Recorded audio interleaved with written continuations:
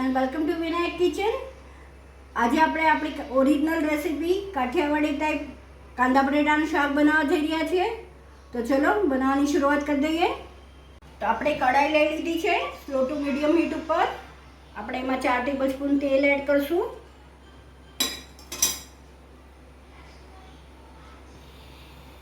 આપણું તેલ આવી ગયું છે. રાઈ જીરું એડ કરશું 1/2 ટીસ્પૂન. એક વિસલ થાય એટલે મેં 4 મોટા કાંદા લીધા છે ચોપ કરીને. હિંગ એડ કરશું. 4 મોટા કાંદા ચોપ કરીને લીધા એડ કરશું.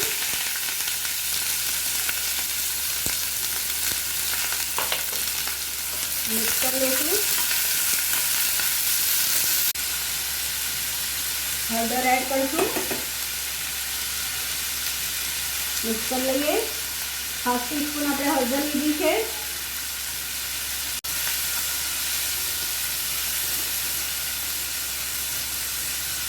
કાંદાના હાફ આપણે બટેટા લીધા છે ચોપ કરીને એડ કરી દઈએ. સાથે 1/2 ટીસ્પૂન મરચું લીલું, આદું અને લસણ લીધું છે એડ કરી દઈએ.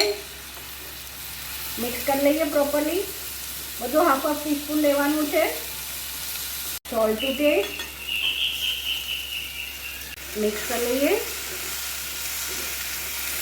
હવે બીજો બધો મસાલો આપણે કરી દઈએ સાથે. આપણે 1 ટેબલસ્પૂન ધાણા જીરું એડ કરશું. 1 ટેબલસ્પૂન લાલ મરચું એડ કરશું.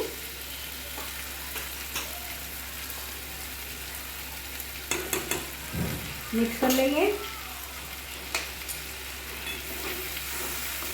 2 મિનિટ ઢાંકીને આપણે થવા દઈશું. ખોલીને જોઈ લઈશું.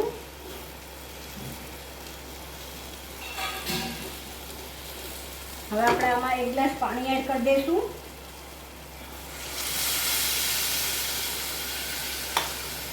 ફરીથી મિક્સ કરી લઈએ.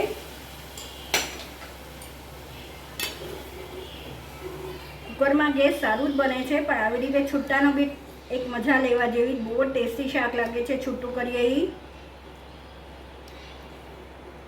આપણે આજે છૂટું બનાવ્યું છે.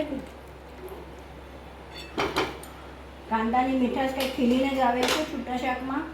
ઢાંકીને થવા દેશું. તો આપણે જોઈ લઈશું શાક.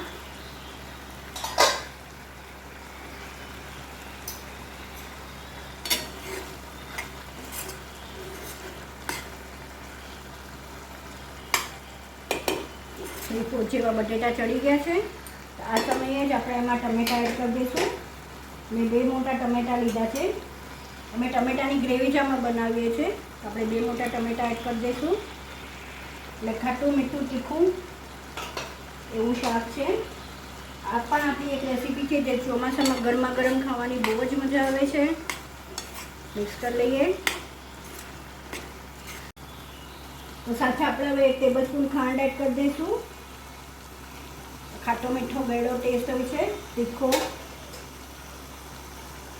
આપણે 1/2 ગ્લાસ પાણી એડ કરી દઈશું બીજું, કેમ કે આ ખીચડી સાથે ખાવાનું છે ને ઘટ રસો પણ ખાવાનો છે ટમેટાનો.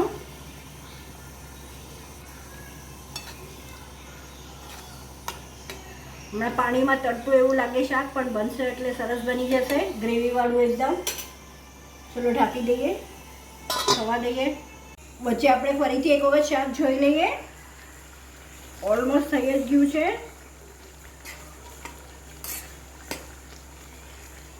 બે મિનિટ રહેવા દઈશું.